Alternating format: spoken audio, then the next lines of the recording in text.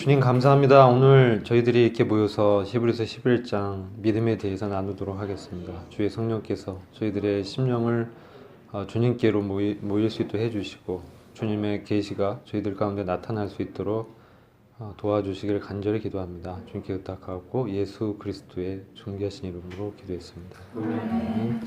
안녕하세요. 네, 우리 그 청년들 처음 오신 분들도 계셔서 잠깐 이름 저는 이제 박근우 형제라고 하고요. 여기서부터 한번 저기 이름하고 소속 교회 좀 말씀해 주셨으면 좋겠어요. 짧게 그냥 이름하고 소속 교회. 군산교회에서 지금 생기고 있는 김환용. 김환용 형제님. 그리고 광주 동목교회 최주성 선생님. 최주선 형제님. 광주성교회 허성조 형제입니다. 아, 예, 반갑습니다. 우리 환영회 형제 박수. 이 형제님은 낯이 좀 익은 것 같은데? 작년에 왔었어요. 여기서 와, 그래. 하셨어요. 아, 그러셨구나. 네, 친구 한 명 데리고 와가지고. 맞아. 그래요. 예. 오늘은 저희가 히브리서 11장을 같이 교제하고요. 원래 이제 교제 내용을 같이 한번 보고 문제를 푸는 식으로 하는데 문제 다 풀어 보셨어요? 어떠세요? 답변이 없으시네? 네. 그렇죠. 답변이 없다라는 건 좋은 소식이죠. 다 해오셨다는. 1번 한번 볼까요? 97페이지 보시면 믿음이란 무엇인가요? 자, 믿음이란 무엇인가요? 자신의 말로 믿음에 대하여 설명하여 보세요. 오늘은 주제가 굉장히 중요해서 제가 좀 준비를 했고요. 원래 이제 윤진호 형제님이 하시기로 했는데 저한테 좀 맡기셔가지고 이렇게 됐고요. 일단 본문 말씀 같이 좀 보시겠습니다. 그러니까 우리 믿음에 대해서 잘 알고 있잖아요. 각자 생각하는 믿음이 있을 겁니다. 근데 성경에서는 뭐라고 말씀하고 있는가? 히브리서 11장 1절 한번 우리 형제님 읽어주셨으면 좋겠는데. 형제 한번 읽어보세요. 믿음은 바라는 것들의 실상이요 보이지 않는 것들의 증거니. 네. 믿음은 바라는 것들에 대한 실제다. 보이지 않는 것들에 대한 증거다. 이거 자체가 믿음의 이 정의는 아닌데 히브리서 기자 아마 사도 바울로 분별이 되는데 히브리서 기자가 믿음의 특징에 대해서 얘기를 해주셨습니다. 바라는 것들에 대한 실상이 사실 믿음이다. 그리고 보이지 않는 것들에 대한 증거다라고 말씀하고 있는데요. 2절도 한번 3절까지 읽어주셨으면 좋겠어요. 선진들이 이로써 증거를 얻었느니라. 믿음으로 모든 세계가 하나님의 말씀으로 지어진 줄을 우리가 아노니 보이는 것은 나타난 것으로 말미암아 된 것이 아니니라. 우리가 다 믿음에 대해서 다 안다고 아마 생각을 하실 거예요. 믿음에 대해서 내가 생각하는 믿음은 이거다라고 누가 한번 얘기를 해줬으면 좋겠어요. 우리 과외 진행을 위해서 믿음에 대한 어떻게 생각해요? 내 옆에 앉으면 이제 무조건. 네, 이 문제 풀면서 믿음에 대해서 좀 생각해봤는데 이 성경에도 나오는 것처럼 믿음은 보이는 것을 믿는 것이 아니라 보이지 않는 것을 믿는 것이 믿음인 것 같아요. 저희가 예를 들어서 내 친구가 있을 때 내 친구를 믿는다 했을 때 그 친구의 무엇을 구체적으로 믿는 것이 아니라 그냥 그 친구 자체를 믿는 거잖아요. 그리고 예를 들어 부모님께서 저한테 너를 믿는다고 했을 때 내가 어떠한 부분을 보여주고 이런 것들을 믿는다는 것이 아니라 나를 전적으로 신뢰하고 또 그걸 믿는다라는 것처럼 이 믿음이란 것은 우리가 또 주님을 믿는다는 것은 지금 보이지 않지만 주님을 신뢰하고 또 주님의 생각들 그리고 주님의 뜻을 나를 일치시킴으로써 저의 행동을 바꿔나가는 것이 바로 믿음이라고 썼습니다. 주님의 뜻을 일치시키면서 행동을 그 뜻을 바꿔나간다. 네. 그런 말씀입니다. 하셨네요. 그렇죠. 우리 김환용 형제님, 네, 형제님 믿음 뭐 어떻게 생각하세요? 선생님이 해주셨는데 저도 신뢰하는 신뢰 부분. 생각하고 2차에서 26장 3절 말씀처럼 예. 지금 신뢰하는 것이 주님이 우리가 관계에서 가장 중요하다고 생각하고 이제 좀 의지하는 것 같아요. 내가 이렇게 의지하면은 원래 난 넘어질 사람인데 이 사람을 믿고 이 사람을 의지하고 있으면 내가 넘어지지 않는다라는 예. 그 아, 감사합니다. 네. 우리 최주성 선생님 믿음은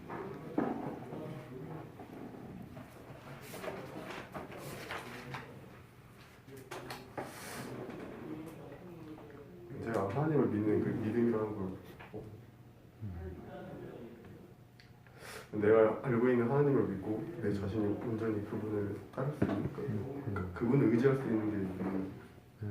우리 허영대는 어떻게 생각하죠? 믿음이란 제 생각에는 믿음은 그 어떤 말의 논리 그 이상의 것이 필요할 때 우리가 이제 온전히 그분을 신뢰하고 온전히 신뢰하는 거. 이거 공통적으로 이제 믿음이 이제 신뢰에 관계됐다. 하나님을 신뢰하는 보이지 않는 우리 하나님을 신뢰하는 것이 믿음이다라고 종합적으로 이렇게 볼 수가 있고 또 하나님의 뜻에 자기를 이치시켜 나가는 부분이 있다라고 말씀을 해주셨고요. 근데 말씀은 이제 우리가 다 맞다고 저도 생각하고 원래 이제 원어적 의미는 신뢰한다, 그런 의지한다 그런 의미가 있대요. 근데 우리 믿음의 특성, 성격이 뭐냐 이걸 이제 우리가 하는데 그동안 우리가 교제해 왔던 것은 그 10장까지 주님이 어떤 분인지에 대해서 쭉 교제해 왔습니다. 1장부터 쭉 해서 10장까지 주님이 마지막 세대에 아버지께서 주님을 통해서 아들을 통해서 말씀하셨다 하면서 천사들보다 위대하신 주님 말씀하셨고 그리고 그 제사장 레위 그 다음에 아론 이런 아론의 제사장 직분보다 뛰어난 그리스도의 대제사장직에 대해서 말씀하시고 모세보다도 뛰어나시고 그러니까 그리스도의 탁월하심이 히브리서의 큰 주제예요. 그렇게 쭉 우리가 10장까지 해왔는데 그러면서 우리가 11장을 좀 이해하기 위해서 10장 마지막 부분 한번 같이 보실게요. 거기 보시면 우리에게 있는 큰 제사장이 계시다 이렇게 말씀하시면서 우리가 마음의 뿌림을 받아서 양심에 이제 악을 깨닫고 온전한 믿음으로 하나님께 나아가자 이렇게 또 말씀하시고 또 우리 주님께서는 이 침륜에 빠지는 것을 기뻐하지 않는다 이런 말씀을 또 하시고 계세요. 침륜에 빠지는 부분. 그러니까 침륜은 믿음으로 나아가지 못하고 내가 침체 가운데 빠져서 나가지 못하고 있는 거를 이제 침륜이라고 합니다. 침륜 가운데 빠져 있는 거를 그리고 이게 그 심하게 되면 어떻게 됩니까? 침륜에 빠지는 게 심하게 되면은 이제 마치 불신자들처럼 살게 되는 거죠. 이 세상에. 그래서 구별되지 못하고 이제 하나님의 자녀로 살지 못하는 그런 이제 안타까운 상황에 빠지는 게 그런 침륜인데 두 가지를 얘기하는 거죠. 믿음으로 나아가거나 아니면 침륜에 빠지거나 두 가지에 대해서 이제 얘기하고 있어요. 그러면서 우리 11장 내용을 이렇게 보시면 우리가 안다라고 3절 보면 우리가 안다라고 얘기를 하거든요. 그러니까 믿음으로 우리는 안다는 거예요. 보이지 않는 것을 우리는 믿음으로 감각한다는 거죠. 그러니까 믿음은 영적인 지각을 얘기하는 거예요. 보이지 않는 하나님을 내가 영적으로 지각한다. 느끼고 그분을 아는 거예요. 그리고 때로 이제 말씀을 통해서 알고 또 삶 가운데 경험하기도 하고 그게 바로 이제 믿음이죠. 믿음의 이제 가장 중요한 그것이 이걸 이제 우리가 생각해 보게 되고 아까 제가 말씀드린 것처럼 이러한 믿음으로 우리가 나아가지 못하면 우리의 삶은 마치 이 물을 거스르는 이 배와 같이 뒤로 이렇게 떠내려가기 쉽다는 거예요. 세상의 풍조와 조류에 빠지기 쉽다. 그래서 매우 중요하다. 특별히 히브리서 11장은 저는 생각할 때 온전한 믿음에 대해서 믿음의 선진들을 통해서 우리에게 말씀해주고 있는 거죠. 오늘 시간이 되면은 아벨, 그 다음에 에녹의 믿음, 그 다음 노아까지 시간이 되면 같이 한번 나갈 수 있을 것 같아요. 그래서 11장은 좀 이렇게 자세히 할 필요가 있어서 좀 몇 시간을 들이더라도 충분히 교제가 필요하다고 생각이 됩니다. 그리고 우리가 10장 38절 보시면 누구든지 뒤로 물러서면 내 마음이 저를 기뻐하지 않으리라. 그래서 믿음으로만 하나님을 기쁘게 할 수 있다는 거라는 거죠. 이게 중요하죠. 그리고 믿음 안에 우리가 강해지는 것 외에는 다른 힘을 얻을 수 있는 방법이 없다라고 우리가 얘기할 수도 있고요. 그리고 우리가 여기서 보시면은 장래일에 대한 것들을 특별히 얘기하고 있어요. 보이지 않는 세계, 장래일, 이 보이지 않는 세계에 대해서 영적인 실제로 알게 되는 것도 믿음이라는 거죠. 가만히 보면요, 우리가 믿음의 조상하면 대표적으로 떠오르는 사람이 아브라함이 있습니다. 그래서 네 번째 인물이 이제 아브라함을 우리가 얘기하게 되는데, 아브라함이 이제 믿음으로 하나님 지시한 땅으로 출발하잖아요. 네, 이게 사실 자기가 잘 이렇게 모르는 부분인데 하나님을 신뢰하기 때문에 나아가게 되잖아요. 그런 것처럼 보이지 않는 그런 실제를 보이는 것처럼 여기는 거죠. 근데 사실 아브라함은 특별히 구약의 어떤 인물보다 특별한 인물이라는 게 하나님을 대면했다는 거예요. 아브라함은 하나님을 만나서 교제했다. 하나님과 친밀하게 교제해서 아브라함에 대해서는 특별히 나의 친구다. 이렇게 하나님께서 직접 아브라함을 호칭하죠. 아브라함이 하나님의 친구로서 하나님의 계획과 하나님의 뜻을 아브라함께 계시했다는 거죠. 그렇게 됐을 때 이제 이게 뭐냐면 이게 부르심에 대한 부분인데, 부르심은 항상 약속을 수반하게 됩니다. 부르심은 항상 약속이 있어요. 아브라함을 그냥 부른 게 아니라 내가 너의 후손을 하늘의 별과 같고 땅의 모래와 같이 엄청나게 많게 해주겠다, 이런 약속을 하셨고, 그 다음에 너의 후손들이 가나안 땅을 얻게 할 것이다 하면서 또 여러 가지 아브라함에 대해서는 약속하셨어요. 이 약속을 해주셨기 때문에 그게 이제 부르심에 동반되고, 그 약속을 기반해서 믿음을 행하게 되죠. 그래서 아브라함 특별히 믿음을 행한 순종에 나갔다. 아브라함은 이제 믿음의 특징 중에 순종이라는 위대한 이 특징을 이제 우리한테 보여주는 거죠. 이게 이제 아브라함 얘기를 먼저 하게 됐는데, 우리 그러면 사실 이제 여러 가지 얘기도 있지만 믿음은 보이지 않는 세계와 우리가 이 관계를 맺는 것이 믿음입니다. 그래서 믿음이 없이는 우리가 관계를 맺을 수 없고, 하나님과의 관계도 믿음을 통해서다, 이렇게 얘기를 하고요. 자, 그러면은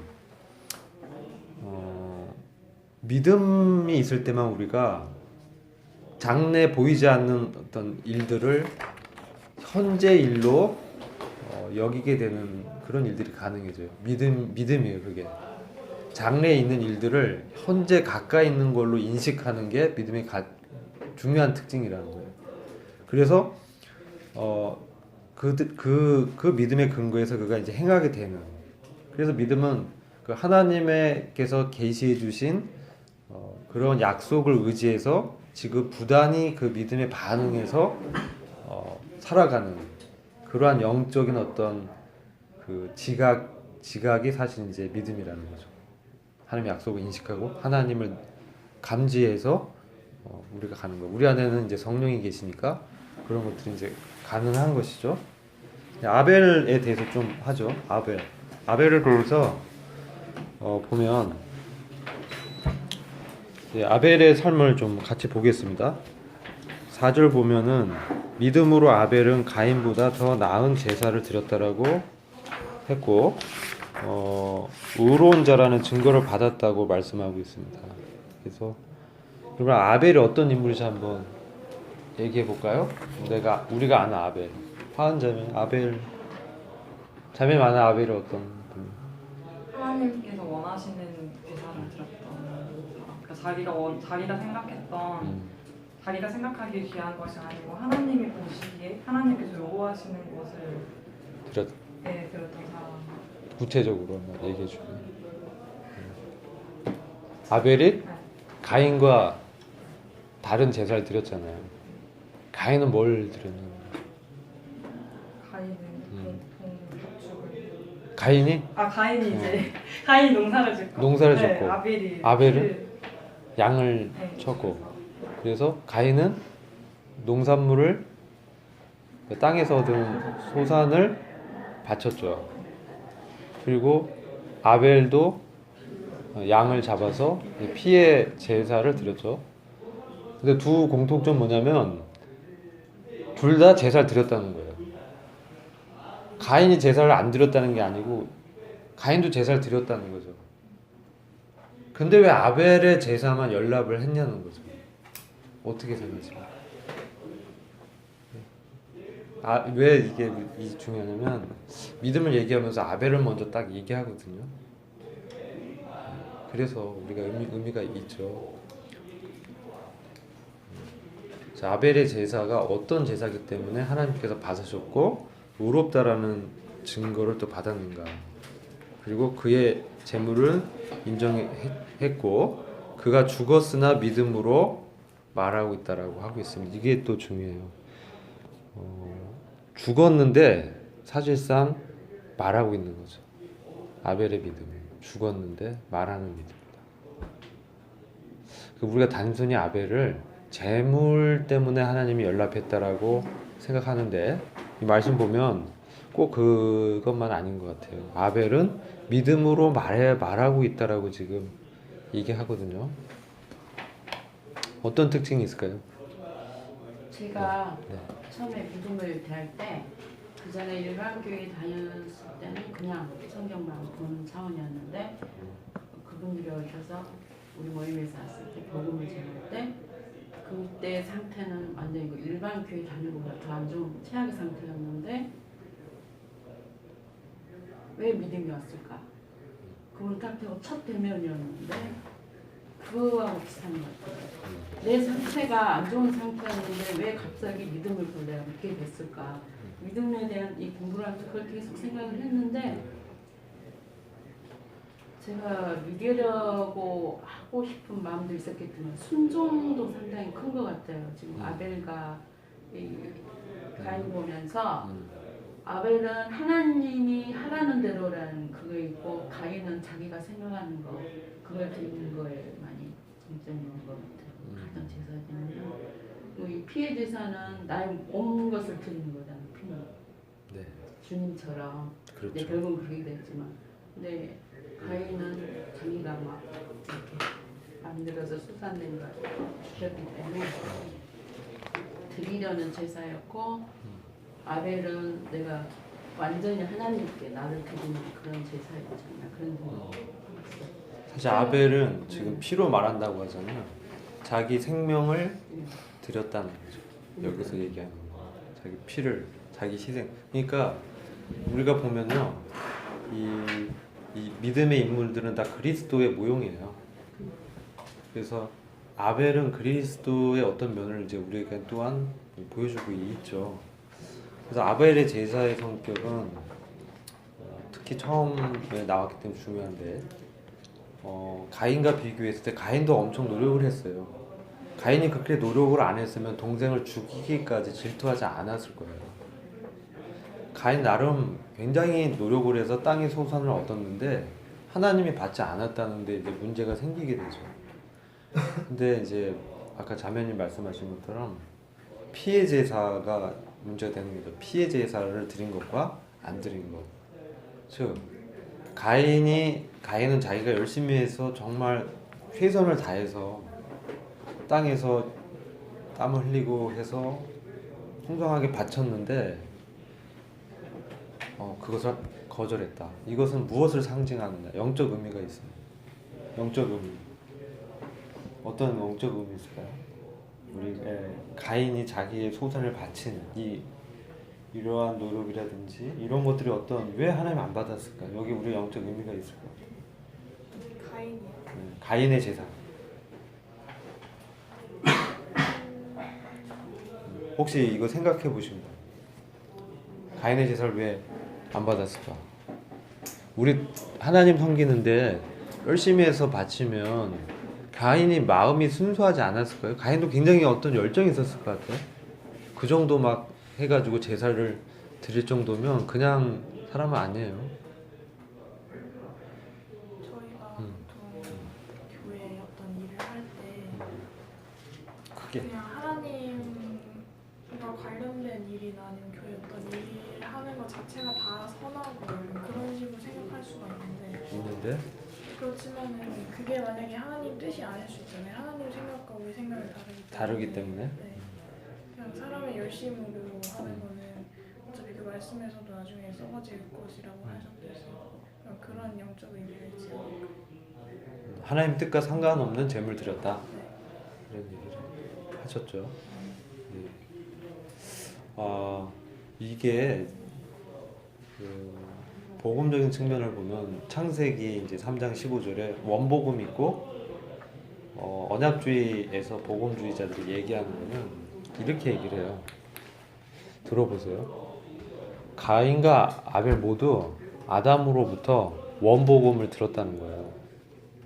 원복음 뭐냐면 여자의 후손인 메시아가 와서 사단의 권세를 깰 것이다. 그럼으로써 자기들이 이 죄의 굴레에서 이제 속죄를 얻는 그런 원복음을 아담이 들었죠. 그 다음에 낙원에서 쫓겨나고 그 원복음이 그 아들한테 얘기를 했을 것이라는 거죠. 당연하게 가인에게도 얘기하고 아벨을. 그래서 그 아담과 하와가 입었던 가죽옷에 담겨진 짐승의 피의 제사, 그것은 그리스도의 십자가의 대속을 영적인 의미로 보여주고 있거든요. 자, 그런 차원에서 보면 가인과 아벨 다 들었는데 하나님께 제사를 드리는데 가인은 그걸 원복음을 들었어. 복음을 들었음에도 불구하고 자기의 소산으로 하나님께 나아간 거죠. 하나님께 인정받기를 원했다는 거고, 반면에 아벨은 피를 드렸다는 건 뭐냐면 짐승의 피를 잡았다는 자기가 죄인이라는 거를 깊이 인식했다는 거예요. 내가 죄인이기 때문에 먼저는 속죄의 피를 흘려야 하나님께서 나를 받아준다라는 것을 그가 알았다는 거죠. 가인은 그게 문제인 거죠. 자기는 그 피가 필요 없고 땅에서 얻은 소산물을 열심히 해서 하나님께 인정받고자 한 그러한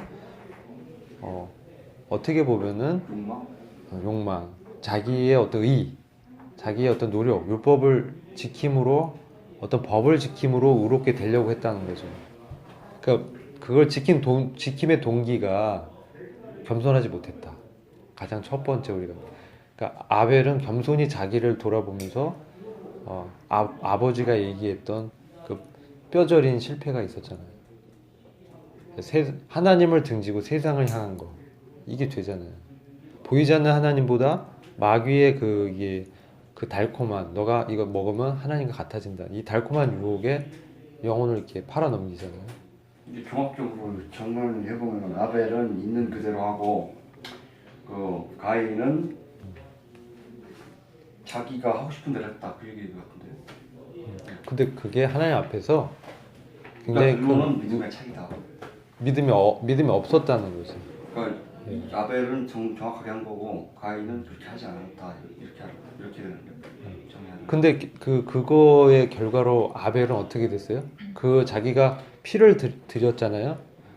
이게 그리스도의 제사와의 모형은 뭐냐면 그리스도의 죽으심을 이 피를 드리면서 그 제물에 자기를 동일시한 거예요. 원래 구약의 제사가 그런 의미가 있어요.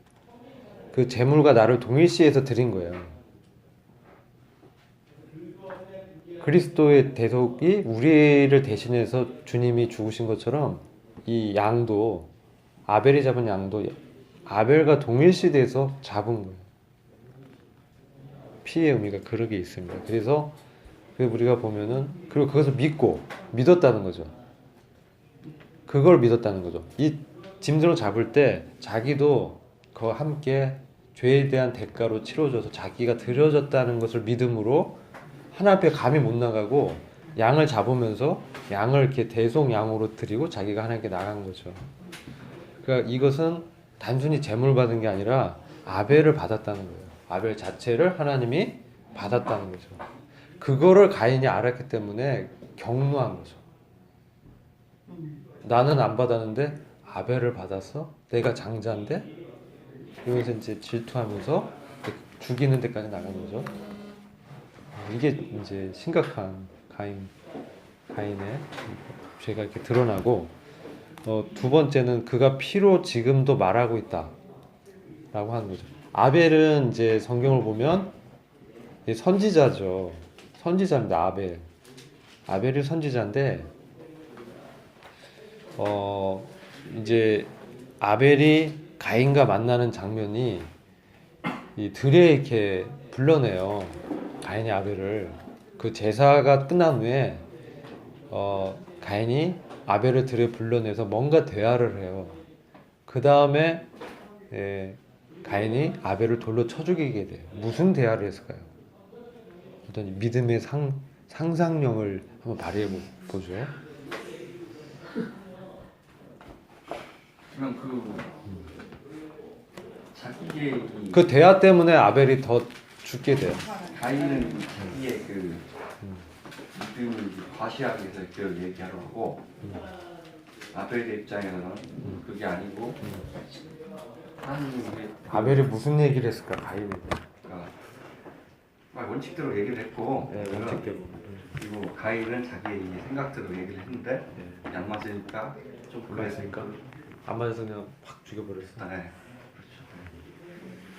뭔가 안 맞아서 살인을 하죠. 최초의 살인을 했는데, 이게 이 개역 성경에는 그 부분이 기록이 잘 안 돼 있는데 흔적력에는 그 부분이 기록이 돼 있어요.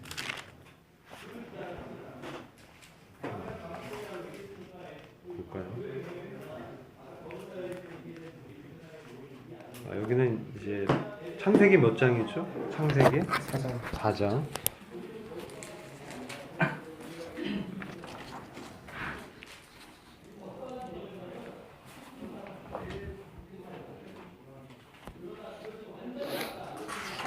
그리고 이 4장 7절 보면 가인에게 하나님께서 명령을 내리는데 죄를 다스리라고 명령을 내려요.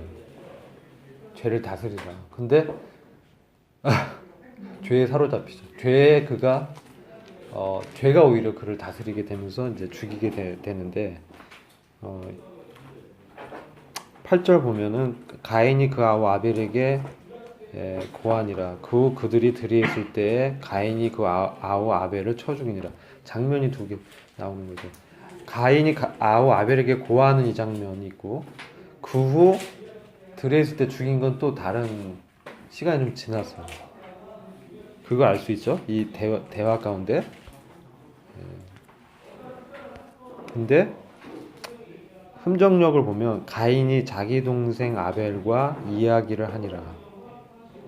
그 뒤에 그들이 들에 있을 때에 가인이 일어나 자기 동생 아벨을 쳐 죽이니라. 이렇게 됐습니다. 자, 그러면 이들이 어떤 대화를 나눴느냐? 그래서 복음주의 학자들이 믿음의 상상력을 발휘해서 얘기해주는 얘기는 이거예요. 여기서 아벨은 선지자잖아요. 아벨의 피는 선지자의 피가 아벨에서 사가랴까지라고 얘기했어요. 그래서 아벨이 선지자로 대언을 했습니다. 뭘 대언했겠어요? 자기 제사에 대해서 그러니까 자기의 그 드린 제사에 대해서 분명히 가인에게 대언을 한 거죠. 가인은 자기의 오름을 항변했을 것 같아요. 근데 아벨은 거기서 이 피의 제사가 바로 하나님께서 원하시는 제사지, 형의 노력을 의지해서 땅의 소산물로 드린 그 제사는 하나님이 받지 않는 제사라고 그가 대언을 했을 것이라고 보고 있습니다. 그래서 이 피의 제사가 바로 그리스도의 대속의 상징이고, 그리스도께서 자기를 그 제물로 드리면서 사실 이게 동일시 여겼다는 거예요. 동일시. 그리스도라는 제물에 자기를 동일시 여겼다. 그래서 이거는 이 안에 숨겨진 영적 의미는 그리스도와 연합했다라는 복음의 내용이 있는 거예요. 그것을 이제 얘기하는데, 그걸 이제 가인이 들으니까 이 날 또 가르쳐? 더 열받은 거죠. 그리고 이제 도저히 못 참은 거죠. 그래서 그를 쳐 죽이게 되는 거죠. 그래서 이 아벨의 피는 지금도 우리한테 그것을 얘기하고 있다는 거죠. 그의 피로 드린 제물이 하나님 앞에 받아줬고, 그 자신조차도 그리스도와 동일시되는, 그 제물과 동일시되는 믿음을 고백하고 하나님께 나아갔다는 거죠. 그래서 이 사람이 믿음의 그 선진들이 가장 먼저 나와 있는 거예요. 믿음의 제물을 드린 거예요. 그리스도를 사실상 영적으로 우리한테 주는 교훈은 그가 그리스도를 의지해서 나간 거예요. 원복음이 바로 장차 오실 메시아에 대한 복음이거든요. 그리스도에 대한. 그래서 아벨이 가인한테 맞아 죽었잖아요. 돌에 맞아 죽었죠. 예수도 그러네요. 맞습니다. 그 표상이. 바로 예수님의 죽음을 계시해 주는 거예요.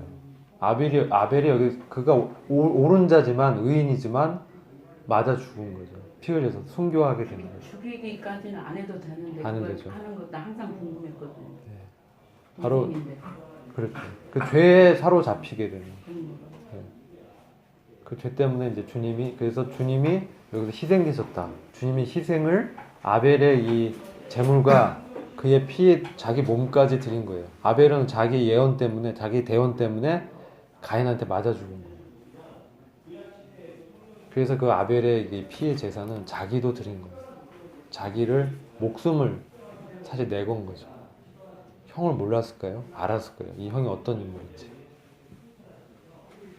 그런데도 불구하고 하나님 앞에 나아가는 이 복음을 자기 형한테 증거한 거죠. 형의 것으로 하나님께 나갈 수 없다. 그리스도로 나가야 된다. 그래서 이것은 그리스도의 죽음을 예표하고 있어요. 아벨의 제사가. 그래서 가장 먼저 우리가 믿음의 제물은 그리스도로 나가는 것이다. 그리고 그 제물과 동일시하는 그것을 우리는 기억해야 된다. 제물은 그리스도이기 때문에 우리는 그리스도와 함께 동일시돼서 드려진 것이다 라는 믿음으로 아벨이 나갔다는데, 아벨의 믿음의 제물에 위대함이 있는 거예요. 그리스도와 자기를 동일시해서 드렸다는 거. 그리고 자기도 그리스도의 길을 쫓아가서 죽었다는 거죠. 그래서 이 미래의 사건을 현재의 일로 믿음으로 이렇게 우리는 보고 얘기하는 거예요. 이게 믿음의 위대함입니다. 그것을 우리 알아야 되고, 두 번째 인물이 누구였죠? 에녹은 이 바로 그리스도의 그 제물과 동일시되는 그의 기초에서 에녹은 이 믿음이 자라는 겁니다. 즉 하나님과 동행하는 믿음을 얘기하고 있는 거예요. 그래서 아주 중요한 의미가 있죠. 하나님과 동행하는 믿음은 어떤 믿음인가? 그래서 에녹은 믿음의 동행을 한 사람인데, 우리 아벨을 통해서는 어떻게 죽음이 생명으로 인도하는가를 우리가 보게 됩니다. 아벨은. 근데 에녹은 이제 어떻게 생명 가운데서 그리스도와 동행하는가를 우리한테 보여주는 거예요. 그래서 에녹은 휴거 성도를 상징해줘요. 휴거 성도. 이제 아벨은 어떻게 보면 그의 죽음을 통해서 우리한테 피로 얘기하는데, 에녹은 그의 생명을 통해서 우리한테 얘기하는 거예요. 그의 불멸의 생명을 통해서 우리한테 지금 믿음으로 증거해주고 있습니다. 하나님과 동행했더니 그가 불멸의 생명으로 영생에 이르렀다. 그래서 얼마나 이 하나님과 동행하는 생명이 귀한가. 그래서 어떻게 생명이 죽음을 이기는가 이것을 보여줍니다. 그는 죽음을 보지 않았습니다. 그의 믿음의 위대함을 여기는 거죠. 우리 또한 다 이 그리스도께서도 죽음을 이기셨잖아요. 그 생명을. 그리스도의 부활을 그 생명을 보게 되는 거죠. 그래서 에녹은 죽음을 이긴 믿음이다. 그래서 에녹의 동행의 삶에서 우리는 지성소 안에서 우리가 하나님과의 사귐이 얼마나 중요한가를 보여줍니다. 이 지성소는 어디라고 얘기했냐면 우리가 지성소는 하늘에 있고 땅에도 있다. 세 군데 있습니다. 지성소. 하늘의 지성소, 땅에 있는 성전 안의 지성소. 다음에 영적인 의미의 지성소는 우리 안에 계신 지성소입니다. 우리 안에 계신 그리스도, 그분이 지성소입니다. 세 가지 지성소. 그러면 이제 에녹은 이 지성소 안에서의 교제와 사귐의 의미를 우리한테 밝혀주는 거예요. 그러니까 동행했어요. 하나님과 동행했다는 거예요. 하나님과 지속적으로 300년을 하나님과 그 동거동락을 했다는 거예요. 그의 슬픔, 기쁨, 모든 삶 속에 하나님이 개입하고 말씀하셨다는 거죠. 날마다 일상의 삶에서 그는 하나님의 임재를 느꼈다는 거죠. 이것은 놀라운 믿음을 이렇게 우리한테 보여주고 있죠. 우리도 이 믿음, 그리스도가 얼마나 그러셨어요. 그리스도는 요한복음 3장에 하늘에 계신 인자라고 자기를 계시하거든요. 하늘에 계신 인자. 그 인자인데 사실은 이제 그리스도는 땅에 행했는데 그리스도에 대한 표현을 하늘에 계신 인자라고 표현하는 것은 땅에 있지만 하늘에 계시다라는 거죠. 그리스도는 땅에 계셨지만 하늘에 어떻게 하늘에 그 하나님의 임재 안에 들어갔느냐는 거죠. 이게 매우 중요하죠. 우리 어떻게 지금 이 땅 가운데 우리 안에 그 계신 지성소 안에 들어가는 삶을, 동행의 삶을 살 수 있느냐. 그것의 이제 밑바탕은 그리스도의 제물을 우리가 의지해서 지성소에 들어갑니다. 지성소는 그리스도의 피를 들고 들어갔던 겁니다. 구약의 대제사장은 단 1년에 한 차례 들어갔는데 신약은 매일 들어가는 거예요. 매일 우리 지성소에 있는 거예요. 신약은. 그게 새 언약의 위대함이죠. 그리스도의 위대함이죠. 매일 대제사장 되신 그리스도께 우리가 날마다 그분께 나가서 물어보고 무시로 깨어서 그분의 임재 가운데서 기도하는 거예요. 우리가 그렇게 되면 어떻게 되냐면은 우리의 일상생활이 바로 성소가 다 되는 거예요. 우리의 모든 삶이 거룩하고 구별되는 삶이 나타나는 거죠. 에녹이 그런 삶을 사는 거 동행하면서. 그건 하나님과 동행 없이는 불가능한 삶이고 그거의 뿌리가 바로 그리스도의 제물과 내가 동일시됐다는 믿음의 뿌리 위에서 자라는 걸 얘기하는 거예요. 믿음에 자라는 거. 그게 동행입니다. 그래서 에녹의 믿음이 매우 우리한테 중요하다. 그리고 에녹의 이 대언의 내용이 있습니다. 에녹은 우리한테 세 가지 교훈을 주는데 첫 번째는 뭐냐면 보이지 않는 하나님을 보는 것처럼 교제했다는 거예요. 하나님의 임재를 그가 감지했다. 우리가 어떻게 하나님의 임재를 감지합니까? 우리 안에 말씀하는 성령을 통해서, 우리 안에 죄를 지적하는 그 성령을 통해서, 우리 안에 기억나게 하는 성령을 통해서 우리가 그리스도와 연합됐다라는 것을 알 수 있어요. 왜? 그리스도께서 올라가야만 성령이 내려오거든요. 그리스도께서 승천해야만 성령을 우리한테 보내기 때문에 그것은 뭐냐면은 아버지 안에 내가 너희 안에, 너희가 내 안에 이 연합을 얘기하면서 올라가면 성령을 보내고 그분이 오면 그것을 너희에게 알게 하겠다. 그래서 우리 안에 성령이 계시다는 것은 우리가 그리스도와 연합됐다라는 것을 보여주고 있는 거예요. 그리스도와 연합되지 않으면 성령이 올 수가 없어요. 우리가 우리 안에 말하는 성령을 봤을 때, 생명이 있을 때, 생명의 인침, 그 다음에 생명에 이제 오시면 성령의 인침이 있죠. 그래서 하나님의 임재를 그렇게 우리가 감지할 수 있다. 이게 어떻게 믿음으로. 안 보이는데 믿음으로 우리는 지각한다는 거예요. 안다. 아들의 생명을 우리는 믿음으로 안다. 어떻게? 내 안에 성령의 감지를 통해서. 이게 없으면 사실상 구원받지 않은 거예요. 내 안에 성령의 감지를 못 느끼는 거예요.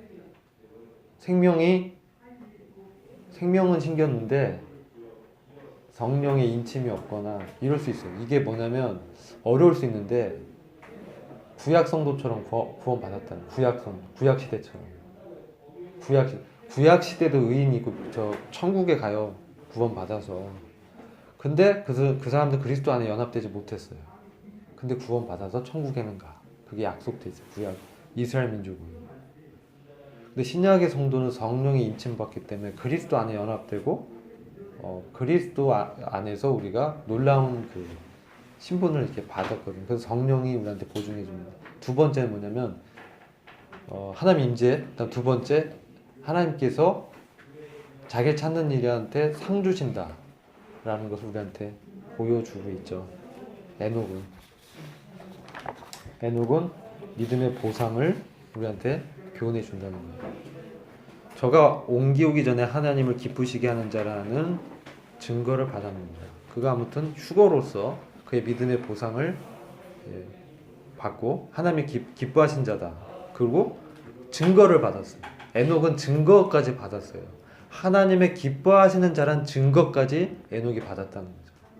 하나님 임재, 하나님이 자기를 찾는 자들에게 계시하고 상 주시는 이시고 그가 나를 기뻐하는 자라는 증거를까지 받은 거예요. 에녹은 그런 의미에서 그리스도와 동행하는 게 얼마나 중요한지를 보여줍니다. 마지막에 노아는 믿음의 사역. 믿음이 어떻게 이제 이 사역의 지경에 나가는 거예요. 믿음의 뿌리가 그리스도와 함께 우리가 그리스도가 드려질 때 우리가 동일시에서 함께 드려졌다. 이게 이제 아벨이잖아요. 그 다음에 생명이 어떻게 죽음이 이루는가.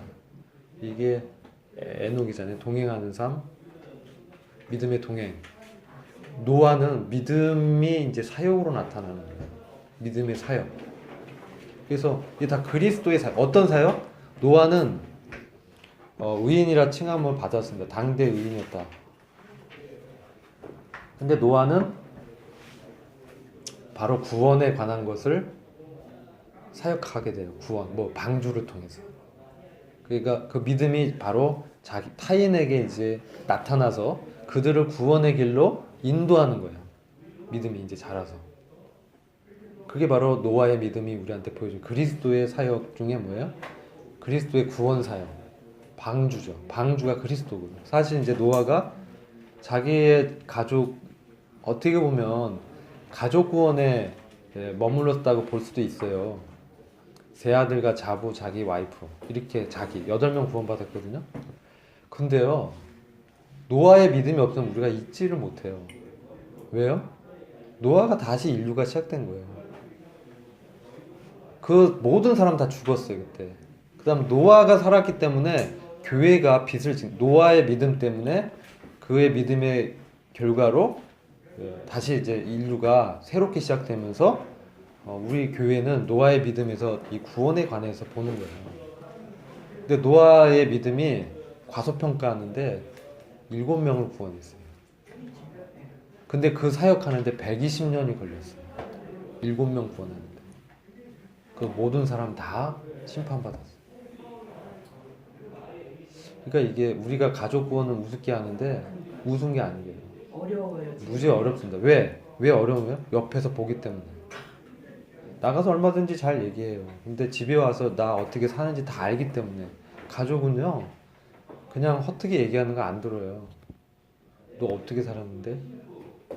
야, 네가 그따위로 살고 나한테 그런 얘기해? 이렇게 가족은 얘기해요. 또 가족은 정말 힘들어요.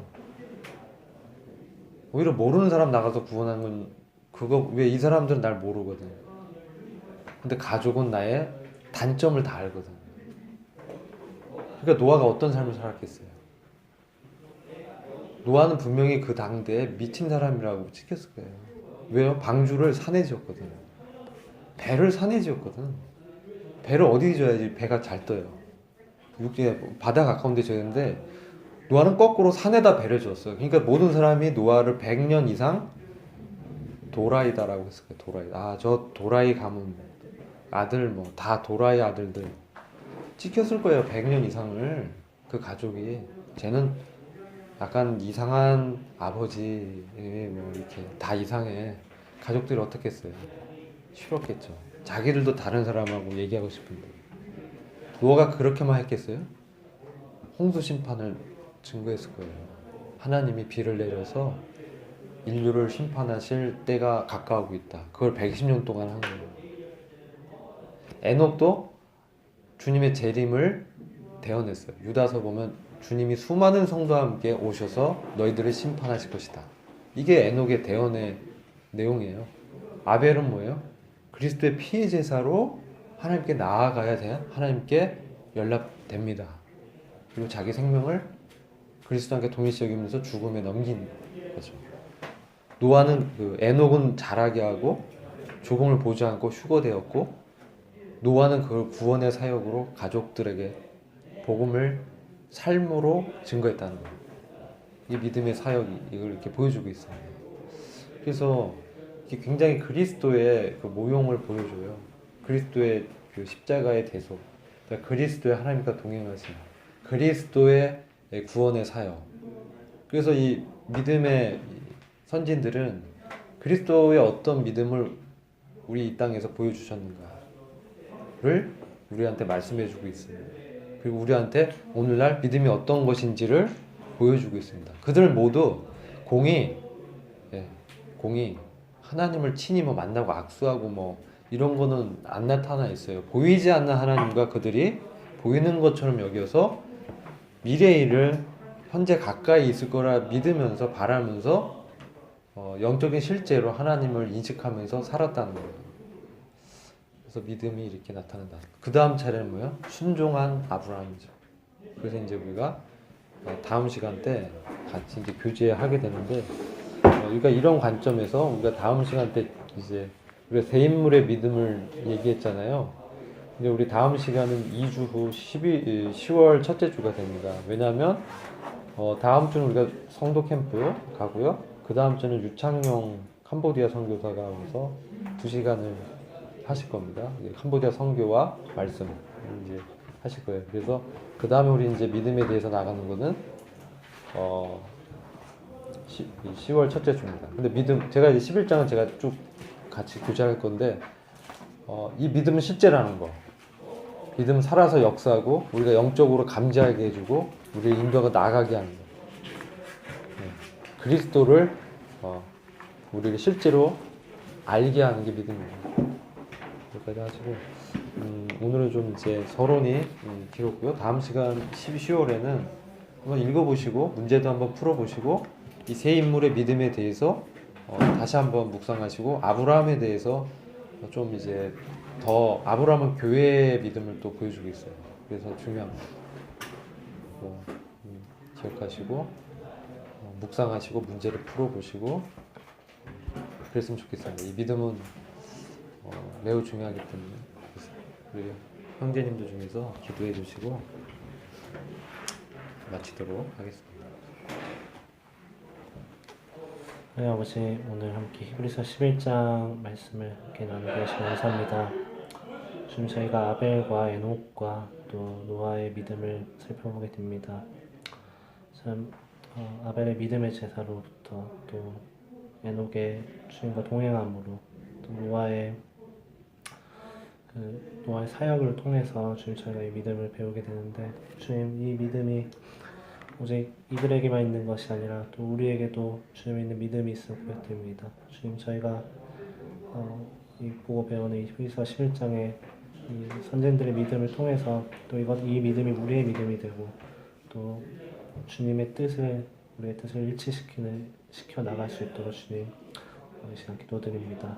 주님 앞으로 또 더 나아가서 이제 아브라함과 또 뒤에 있을 야곱과 이삭과 또 여러 선진들의 믿음들을 보게 될 텐데, 주님 저희가 더 이 현실장 묵상하고 또 더욱더 살펴보아서 다음 시간에 또 풍성한 교제를 나눌 수 있도록 주님 도와주세요. 주님 이 시간 함께 하시면 감사합니다. 예수님을 믿겠습니다. 네, 아멘. 네, 수고하셨습니다.